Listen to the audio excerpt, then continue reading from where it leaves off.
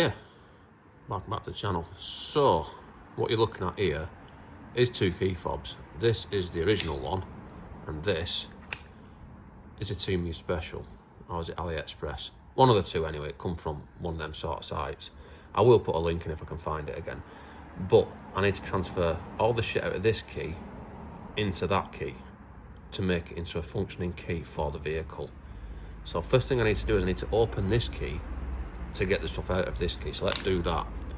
Now, if we look on this side here, where the key blade sits, around this sort of area, we need to prise that open quite hard. Probably harder than what I'm really going to want to do.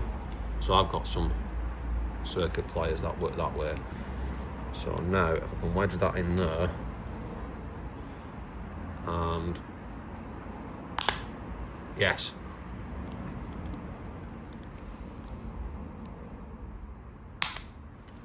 And do that, it has now opened, as you can see.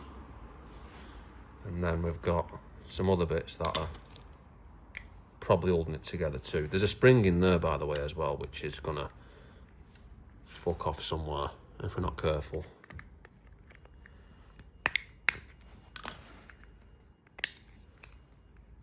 Yes.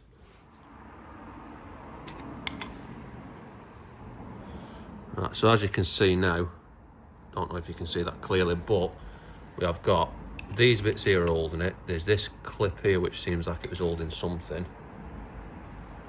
Something that's probably broken actually, but let's have a look. It is now apart. I'll just quickly try and show why it was actually harder to take apart than what you would normally think. So you see that metal pin there?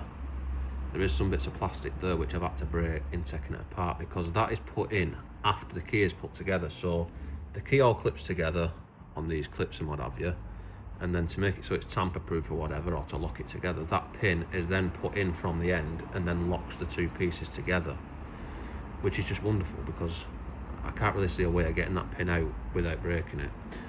Anyway, let's carry on with what we're doing. So now we've got the shitter apart, we've got access to the board that we need, but we also need the blade, which if we look there, we can see that we've got a roll pin holding this blade onto the bit off the old key, which is different to the bit for the new key, so it won't fit straight on. So I need to get that out, which means I need a really small punch, which I don't have, so I'm just going to use a drill bit and an appropriately sized hammer.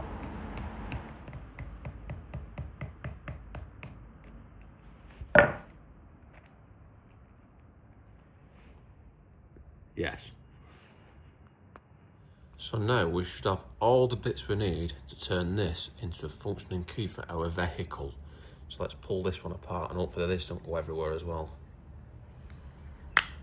Well, that comes apart a little bit easier than the other one. Probably a little bit too easy actually. Yes.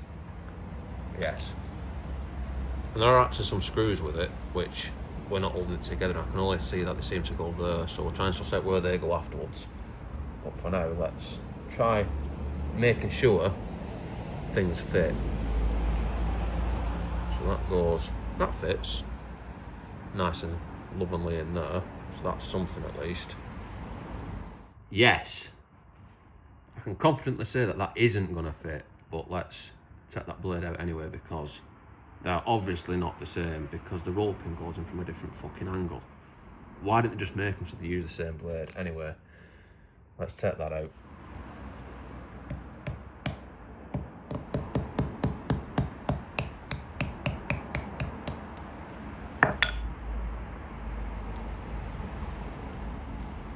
Yes. So now it appears that I need to modify this to look like this. And so if I hold them together nice and lovingly in line and then get some paint,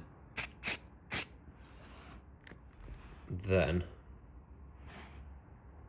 that shows me what I've got to get rid of. Using nice precision type tools.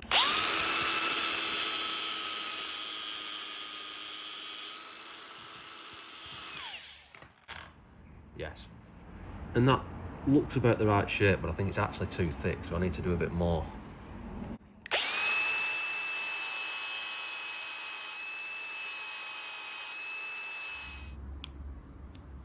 Yes. So now that does go in there where it's meant to go. You can finish the edges off with a file for some nice accuracy if you want. So now I need to hold that together and then drill it.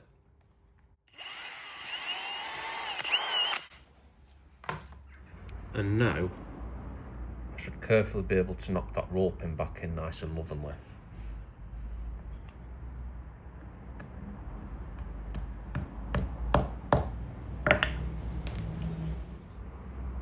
Yes. So now it should just be a case of, well, just putting it back together.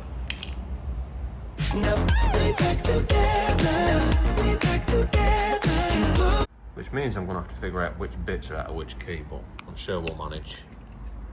So that is the back of the new key, and I need to put the battery in it, which I'm pretty sure goes that way around.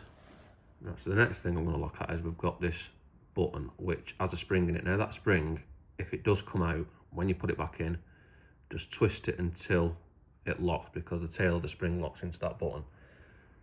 And then we've got this bit, which this needs to go in the right way, which I think is not that way.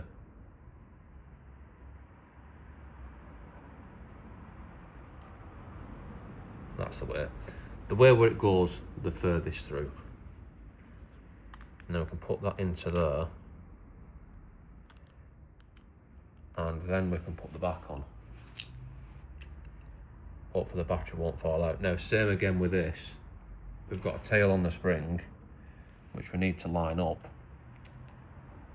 And then we need to turn this, as it's lined up, we need to turn this. I don't know if that's enough, it might need to be turned again. Yeah, it needs to be turned again. To preload the spring so that the flip key part works.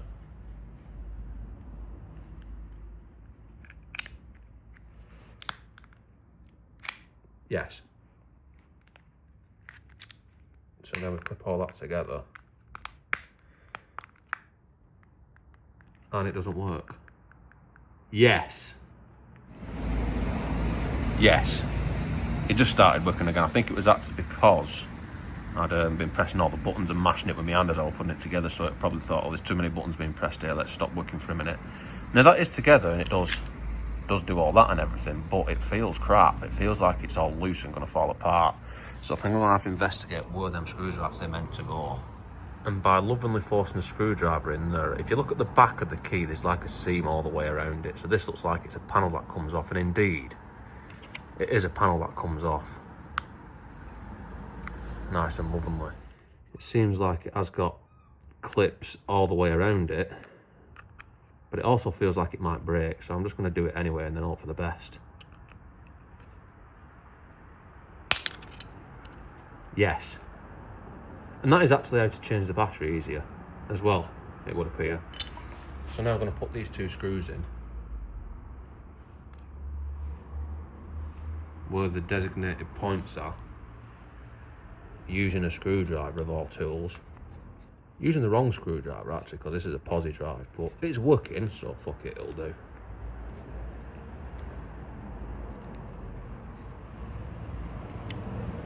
And although it doesn't quite have the quality craftsmanship of the original key made in Germany or wherever it's made, it don't feel like it's going to fall apart anymore. So put that back on, which should just pop back on in that sort of manner.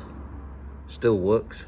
So there's one last thing to do, and that is to stick this fully licensed, copyright licensed real badge on here, which came from eBay. Actually, I think the key, look at that, I've got it on the piss.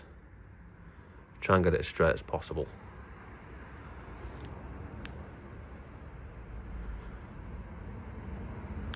Yes. Fuck it, that'll do. So yeah, I think that's it. This should work when we put it in the car, and that is how to convert your key into a lovely Mark 8, is it? Advertised as, I can't remember, whatever it was, from the older Mark 6 type. Like I said, the quality of it isn't as good as the original key, but it feels alright. It don't feel crap or anything. Now it's got some screws in it. So yeah, that's it. Don't forget to like, comment, subscribe, all the usual shit. And I'll see you next time.